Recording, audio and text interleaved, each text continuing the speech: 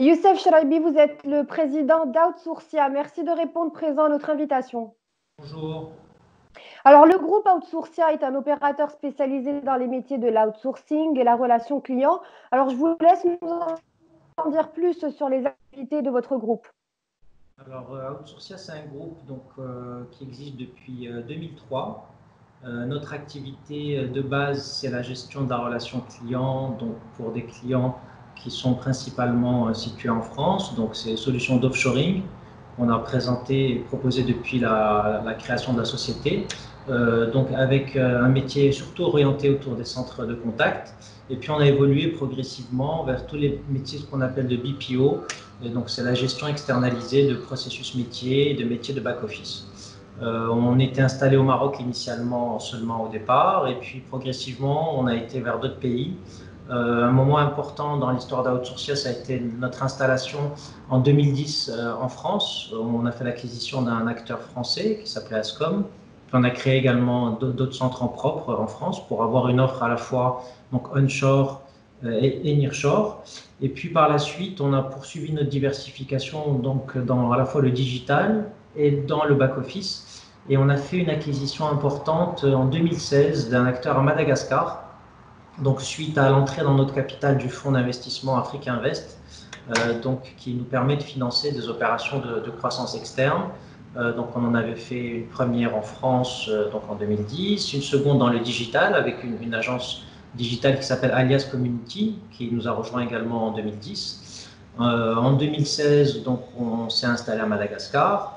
Et puis la même année, on a fait également une installation au Niger. Ce qui fait qu'aujourd'hui, on est présent dans 4 pays et on emploie 1800 collaborateurs et on réalise un chiffre d'affaires de 250 millions de dirhams pour l'ensemble des activités. Très bien, alors en cette période de confinement, le télétravail est adopté pour la plupart, pour vous aussi d'ailleurs, mais vous êtes le premier groupe marocain à offrir une opportunité à ses salariés, à savoir opter pour le télétravail de manière continue. Dites-nous en plus sur cette initiative.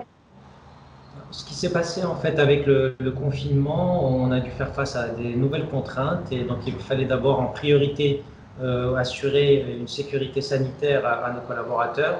Et donc on a en quelques jours donc travaillé d'arrache-pied, notamment nos équipes techniques, pour pouvoir transférer le maximum de postes vers les domiciles de nos collaborateurs.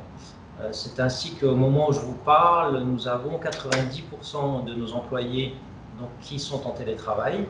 Et on a vu qu'il bon, y avait un certain nombre de contraintes techniques à lever, qu'on a pu gérer. Il fallait aussi obtenir l'accord de nos clients, qu'on a pu avoir assez facilement, parce que cette période, l'important était de pouvoir offrir une continuité de service. Surtout dans certains cas, c'était très important pour eux que leurs clients puissent les joindre à distance, étant donné qu'ils ne pouvaient plus avoir d'interaction physique avec eux, justement.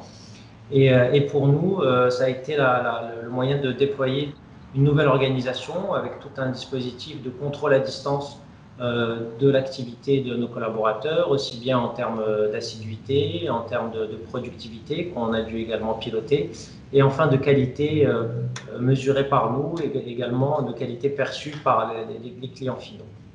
Et donc c'était vraiment sous l'effet de la contrainte et face à cette adversité qu'on a dû s'adapter pour pouvoir mettre en place cette solution, à la fois pour garantir la sécurité sanitaire et financière de nos collaborateurs, et la nôtre aussi, puisque ça nous permettait de continuer à gérer une partie de notre activité, bien qu'on ait eu bien entendu une réduction importante également de nos revenus durant cette période. Mais ça a permis, on a dit, au moins de pouvoir poursuivre sur le plus grand nombre de nos clients avec des solutions donc, de télétravail, sachant que ça ne concerne pas tout le monde. Dans certains cas, on n'a pas pu le faire et on a encore 10% de nos effectifs qui sont sur site lorsqu'il y a des problématiques soit techniques, soit de fraude, soit de protection de données personnelles par exemple. Très bien, alors, est-ce que vous pensez que durablement, cette crise, que changera cette crise selon vous, durablement dans les habitudes des entreprises et des salariés? On a pu voir, si vous voulez, que sans cette contrainte et notre obligation de devoir nous adapter, on n'aurait jamais pu découvrir les vertus de ce mode de travail. On voit que nos collaborateurs y trouvent beaucoup plus de sérénité, de confort et puis même une meilleure productivité, une réduction de frais, que ce soit lié au transport et du temps de transport aussi qui peut être important dans certains cas, des frais de repas. Donc il y a beaucoup d'économies en termes de charges pour eux, pour nous. Pour nos clients aussi, c'est plus de flexibilité puisqu'on arrive à mieux gérer, si vous voulez, l'affectation de nos ressources et le dimensionnement de nos capacités de production en fonction des besoins réels et de nos clients, des besoins qui peuvent beaucoup évoluer en plus. Donc on est aujourd'hui dans un monde qui est devenu incertain. On voit que cette crise ne va pas durer peu de temps comme on l'avait initialement envisagé, mais qu'il va falloir s'habituer sur beaucoup plus long terme à cette nécessité d'être beaucoup plus flexible et pouvoir s'adapter et rester agile pour faire face en fait à des besoins qui sont évolutifs de la part de nos clients. Ce qu'on voit, c'est que nos collaborateurs ont accueilli cette annonce qu'on a faite mercredi 20 en envoyant un message vidéo à l'ensemble de nos salariés pour leur dire que s'ils étaient satisfaits de ce mode de travail et qu'ils veulent le poursuivre durablement, ils pourront en faire la demande et nous, bien entendu, on étudiera au cas par cas la possibilité de le faire ou non, surtout en fonction, comme je vous le disais, de contraintes techniques, sécuritaires, mais également de la stratégie de nos clients. Et dans tous les cas où ce sera possible, ils vont pouvoir opter pour cette option-là de façon durable. On estime que cela représentera entre 40 et 50% de nos effectifs. Alors rapidement, une petite question en plus, est-ce que cette nouvelle a été bien accueillie de la part de vos collaborateurs? Pour eux, bien entendu, c'est à partir du moment où c'est une option et non pas une obligation, à partir du moment où on leur donne cette liberté de choisir, sachant qu'ils peuvent choisir maintenant de rester en télétravail et ils peuvent très bien changer d'avis dans quelques mois, ce n'est pas un choix qui est irréversible. Donc, bien entendu, tous ceux qui sont intéressés par ce mode de travail vont pouvoir l'adopter et puis nous, on va mettre en place ce qu'il faut pour le générer à chaque fois que c'est possible. Et lorsqu'ils préféreront retourner à un mode classique présentiel, ils auront la totale liberté de le faire.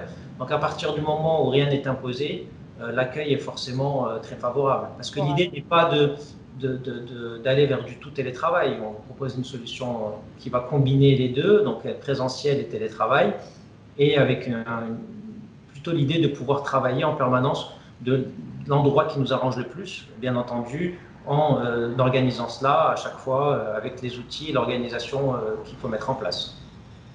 Youssef Chraibi, je rappelle que vous êtes le président d'Outsourcia. Merci pour ces réponses. Je vous en prie, merci à vous.